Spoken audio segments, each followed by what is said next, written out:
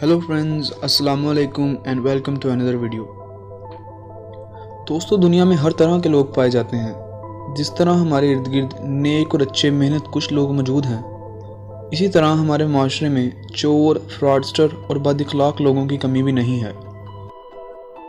ये बात अलग है कि कुछ के पकड़ में आने की वजह से हम उनकी असलियत से वाकिफ़ हो जाते हैं और बाज़ लोग अपनी चालाकी और झूठ का लबादा ओढ़े हमारी नज़रों से बचते रहते हैं। आज की वीडियो भी एक ऐसे ही शख्स के बारे में है जो कई सालों तक अलग अलग बेस बदल कर लोगों को लूटता रहा, हत्ता कि इसने अपनी चालाकी और ख़ुद एतमादी की बिना पर पेरिस में मौजूद आईफिल टावर को ही बेच डाला। वीडियो में आने वाले तमाम दोस्तों से गुजारिश है कि हमारे चैनल यूनिवर्स स्टूडियो को सब्सक्राइब करें और साथ में मौजूद बेल आइकन को भी दबा दें ताकि हमारी हर आने वाली वीडियो अब तक बआसानी पहुंच सके। दोस्तों, विक्टर लस्टिग 4 जनवरी 1890 को ऑस्ट्रिया के शहर हॉस्टिन में पैदा हुआ। इसका ताल्लुक हॉस्टिन के एक गरीब घराने से था और ये बात इसे बचपन से ही नागवार थी। कहा जाता है कि विक्टर बचपन से ही बहुत चालाक, हाजिर दिमाग और एक बहुत ही अच्छा तालिब इल्म था। इसने पेरिस की एक यूनिवर्सिटी से तालीम हासिल की और इसी दौरान काफ़ी ज़ुबानें बोलने में भी महारत हासिल कर ली। इस वक्त तक भी गरीबी का साथ ना छूटने की वजह से विक्टर ने गैर अखलाकी तरीके से अपनी गुर्बत को ख़त्म करने का इरादा कर लिया और यूँ 1990 की दहाई में इसके मुजरिमाना करियर का आगाज़ हो गया। शुरुआत में विक्टर जेब कतरी और छोटी मोटी चोरियां किया करता था। दोस्तों, विक्टर एक पढ़ा लिखा इंसान था और ये काफ़ी सारी ज़ुबानें भी बोल लेता था, तो ये किसी भी पढ़े लिखे या अनपढ़ इंसान को बहुत ही आसानी से अपनी बातों में उलझा लेता था। ये अक्सर लोगों को बताता था कि ये एक कामयाब बिजनेसमैन है और इसके बाप के बड़े बड़े कैसल यानी किले हैं, लेकिन दर हकीकत ऐसा कुछ भी नहीं था।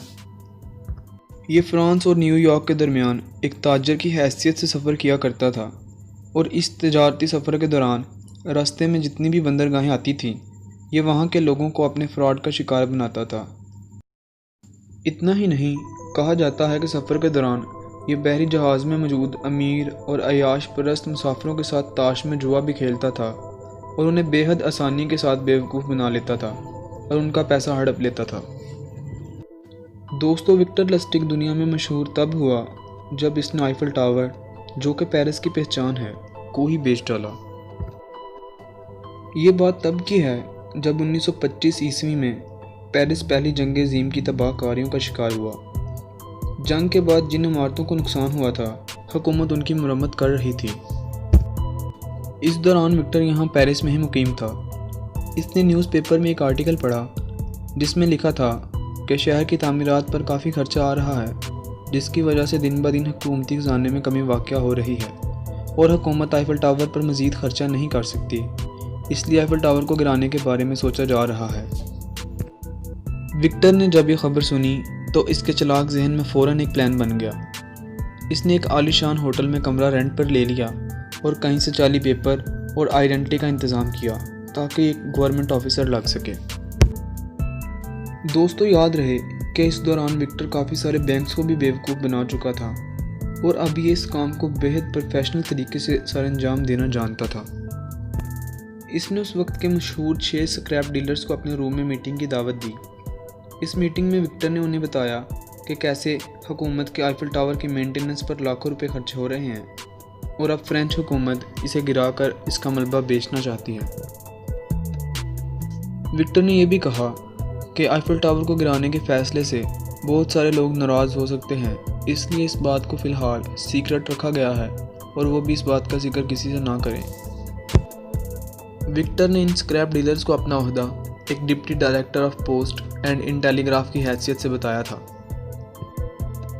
विक्टर एक ऐसे शख्स की तलाश में था जो आसानी से इसके जाल में फंस सके और फिर इसको आंद्रे पॉइजन मिला। ये एक खुद मुख्तार आदमी था और ख़ुद को फ्रांस की टॉप क्लास बिजनेस कम्युनिटी में मशहूर करना चाहता था। विक्टर ने जल्द ही आंद्रे के साथ एक प्राइवेट मीटिंग अरेंज करने का फ़ैसला किया। विक्टर ने आंद्रे की बेहद तारीफ़ की और कहा कि आईफिल टावर के मलबे का असली हकदार यही है और कैसे ये इसको ख़रीदने के बाद पूरी दुनिया में मशहूर हो जाएगा। यहाँ तक कि आंद्रे आईफिल टावर को खरीदने के लिए तैयार हो गया, मगर विक्टर अभी भी अपनी चालाकी से बाज ना आया और आंद्रे से रिश्वत का मुतालबा कर दिया। और अब यूँ विक्टर को ना सिर्फ आईफिल टावर के मलबे के पैसे मिलने थे, बल्कि रिश्वत के पैसे भी मिलने थे। विक्टर आंद्रे को दोनों हाथों से लूटने के बाद फ्रांस से वापस ऑस्ट्रिया आ गया। इसे इस बात का भी इल्म था कि आंद्रे शर्मिंदगी के बायस इस बात का जिक्र किसी से नहीं करेगा, और ऐसा ही हुआ। और इसी बात का फ़ायदा उठाते हुए विक्टर ने एक दफ़ा फिर से आईफिल टावर को बेचने की कोशिश की, मगर इस दफ़ा डीलर की हाजिर दिमागी की वजह से ये ऐसा करने में नाकाम रहा। दोस्तों, विक्टर लस्टिग इतना बड़ा फ्रॉड करने के बाद भी बाज ना आया और इसने एक नया रूप इख्तियार किया और एक ऐसी मशीन बनाने का दावा किया जो पैसों को इसके अंदर डालने के 6 घंटे के बाद डुप्लीकेट कर देती थी। इसने इस मशीन को द रोमानियन बॉक्स का नाम दिया।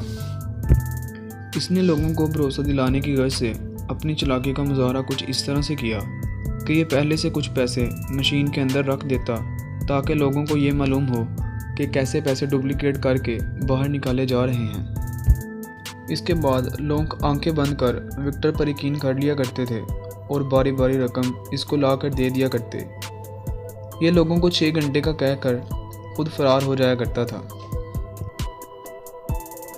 दोस्तों, यूरोप में बड़े बड़े फ्रॉड करने के बाद विक्टर पुलिस की नज़र में आ चुका था, मगर इसे इस बात की ज़रा भी परवाह नहीं थी। इसने एक दफ़ा फिर से रुख बदल कर अमेरिका जाने का इरादा किया। यहाँ इसने अमेरिका के सबसे बड़े गैंगस्टर अल कैपोन, जो कि स्कारफेस के नाम से जाना जाता था, उसको अपना निशाना बनाना चाहा। विक्टर एक इन्वेस्टर की हैसियत से अल कैपोन के पास गया और उसके पैसे डबल करने का दावा किया।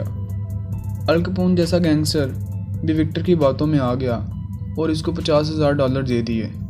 विक्टर को ये बात बहुत अच्छे से मालूम थी कि ये अल कैपोन के पैसे लेकर कहीं नहीं भाग सकता, क्योंकि ये पकड़ा जाएगा और इसे मार दिया जाएगा। विक्टर ने ये सब पैसे कुछ दिन के लिए अपने पास रख लिए और फिर ये अल कैपोन के पास वापस गया और इसने कहा कि इसकी सारी इन्वेस्टमेंट डूब गई है और अब ये अपना सब कुछ बेच के अल कैपोन के $50,000 वापस करने आया है। अल कैपोन जैसा गैंगस्टर भी इसकी बातों में आ गया और इसकी ईमानदारी से बहुत खुश हुआ।